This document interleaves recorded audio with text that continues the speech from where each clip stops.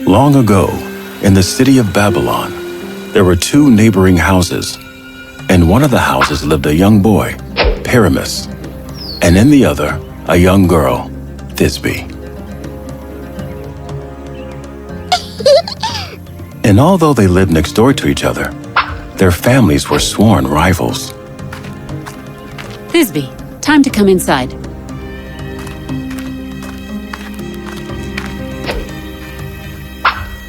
But despite their parents' wishes, Thisbe and Pyramus eventually became friends. And, as the years passed, their friendship deepened and they took every opportunity to spend time with one another. Hey, slow down! What's the matter? Getting too old to catch me?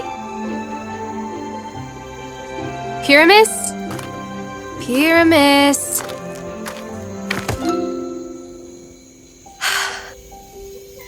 Gotcha! I'm sorry. No, really. It was me. What? No. It was... I should get back home. Yeah, me too. I can walk part of the way with you if you like. Somebody might see us together. No, you're right. I'll go this way. See you tomorrow at the river? Yeah.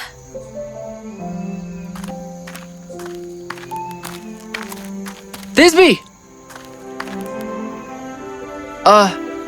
Goodbye! Stupid! How could I let such a moment pass without telling her? I'm such a fool! I'm such a fool. He stood there with his arms around me. So warm. And I just looked at him and said... Nothing! Nothing except goodbye. Goodbye. How I wish we would never have to utter that dark and lonely word again to each other. Oh, Pyramus! Oh, Thisbe. Would that I could take that moment back and follow my heart's urgings. How I should have run to you! To let you hold me in your arms once more. And never more have to be apart. Tomorrow, I will tell him how I feel. Tomorrow, I will look upon her and pour out the content of my heart once and for all. Tomorrow! Tomorrow.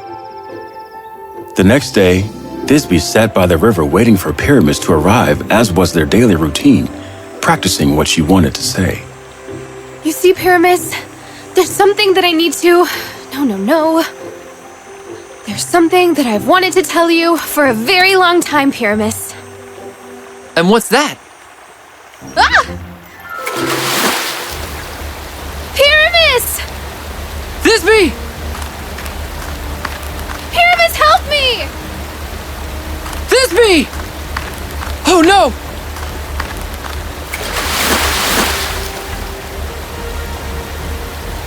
Pyramus!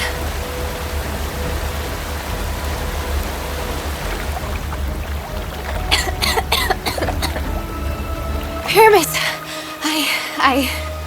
Thisbe! I'm so thankful that you are... I love you, Pyramus. And I you, Thisbe.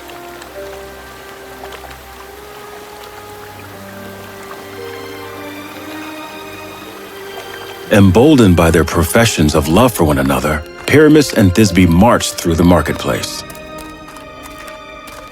For today at least, Pyramus and Thisbe were free to finally show their feelings for one another publicly.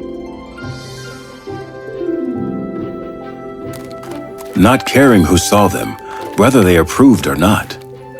That day, the world was full of wonder and discovery, as if all things had become new again.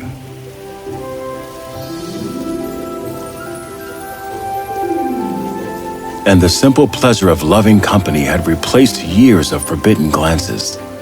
As the day gave way to dusk, Pyramus and Thisbe returned home determined to prove their love for one another to their families. And just what do you think you are doing with that boy, young lady? Sir, please do not be angry with your daughter. Don't tell me who to be angry with, you little... You little what? You keep that degenerate son of yours away from my daughter! Thisbe! Inside! But Father... Sir, we are in love! No, I will not allow it. Nor will I! Father, please!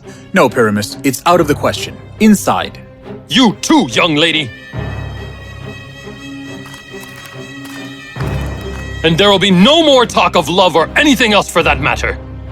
Precisely. I will not allow our family name to be sullied by conjoining it with theirs. How dare you! The next morning, Pyramus waited outside to talk to Thisbe, but it was clear that her parents would not reconsider. He tried the marketplace, and even their secret spot in the forest, but she was nowhere to be found. Days passed and Pyramus grew more and more desperate to see her, all to no avail.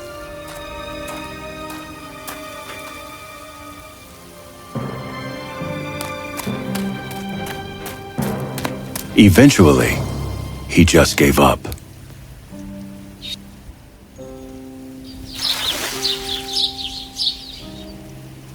Even the birds protest my appearance. Here they will lay me to rest. Poor soul with a broken heart. A little melodramatic, don't you think? Thisbe? Over here! Where? The wall separating our gardens! Come!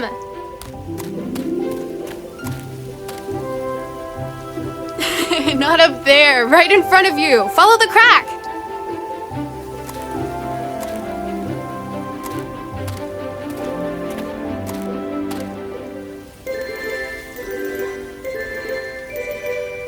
Thisbe! Shh. We can't let our parents know about this. I've missed you so. And I you. My parents have kept me here, hoping that you might forget about me. What? Why would they do that? They're afraid that we might run away together. But why would they think... Pyramus? That's it! What's it? We could run away together. Elope? Once we are married, our parents would have no choice but to accept us. You're serious? Think about it for a minute. If we are married, I become your father's son-in-law, and you become my father's daughter-in-law. They couldn't stop us then from seeing each other. Because we're family. Exactly. Thisbe, my love. Yes, Pyramus. I would be honored to share this life, and any that may follow, with you, and only you. Thisbe, will you marry me? Yes! Thisbe! I need to go now. Meet me here, tomorrow night after your parents are asleep. I will. It'll be 1,000 years until then. And 1,000 more I would wait for you. Thisbe!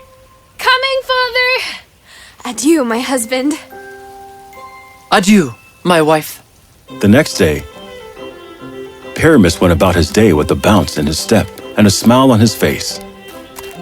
For he knew what others did not, that he and his love would be forever together starting that night. That evening, Pyramus snuck out to the garden wall and waited for Thisbe to arrive. Thisbe, are you there? Thisbe, Sorry I'm late. are you ready to go? Yes. I can't believe we are doing this. It's like a dream. One that you will never have to wake up from. Okay, we will meet at the old mulberry tree by the river. Meet? Are we not going together? It will be safer this way. You go first, and I will meet you there a few minutes later. Okay, if you are sure. I'm sure. I trust you. Trust who? Nobody, Father.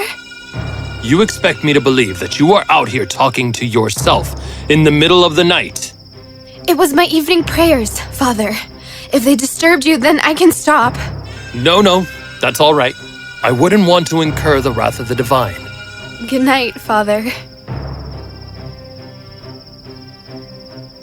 That was too close. You should leave now. Here, take this. It will keep you from being recognized if someone sees you. Good idea. Okay, I'm ready. I'll meet you at the mulberry tree. Don't be too long. I won't. Thisbe? I love you. I love you too. Thisbe hurried along the streets of the city, doing her best to avoid being recognized. A short time later, Thisbe arrived at the meeting spot.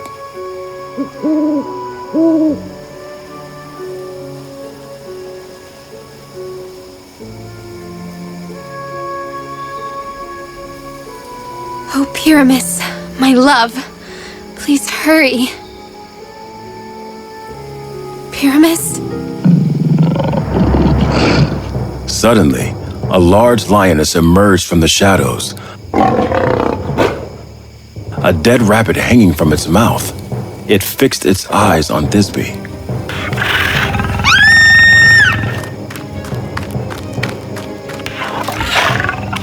Thisbe ran through the forest until she came across a cave. Having nowhere left to go, she entered and hid herself among some large rocks. Oh, Pyramus, where are you? But the lioness had no interest in Thisbe, having just finished its meal. Instead, it felt playful. At least until Pyramus arrived, late for his meeting with Thisbe.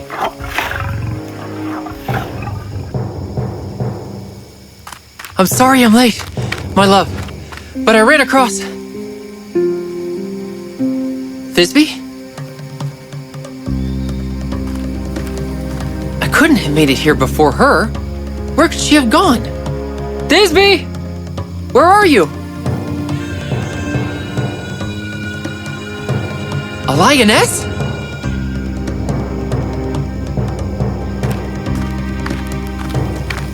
Thisbe! Still warm. Pyramus began putting together the pieces of the puzzle, one that looked increasingly more and more horrifying. Pyramus? Is that you, my love?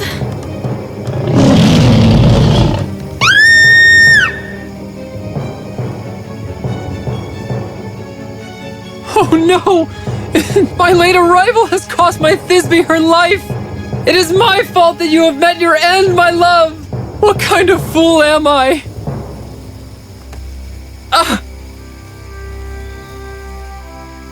Oh, how I wish I could have done much more than this! For at least in death's embrace I could see my Thisbe once more. What good have you done this night, but lay in slumber while love was rent apart? I will come for you yet, my love, my Thisbe!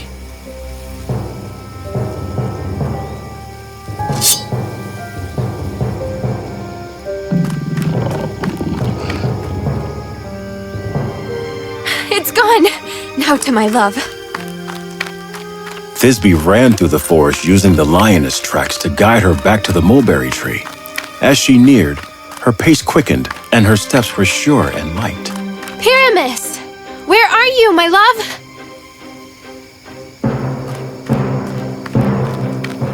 Pyramus! Cold. You're so cold. Oh, what has happened here? Why would you do this?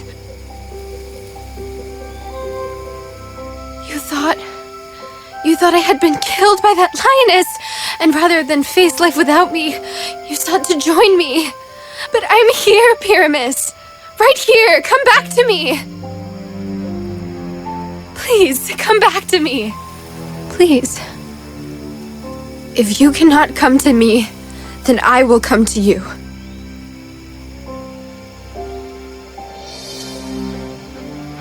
I come, my love.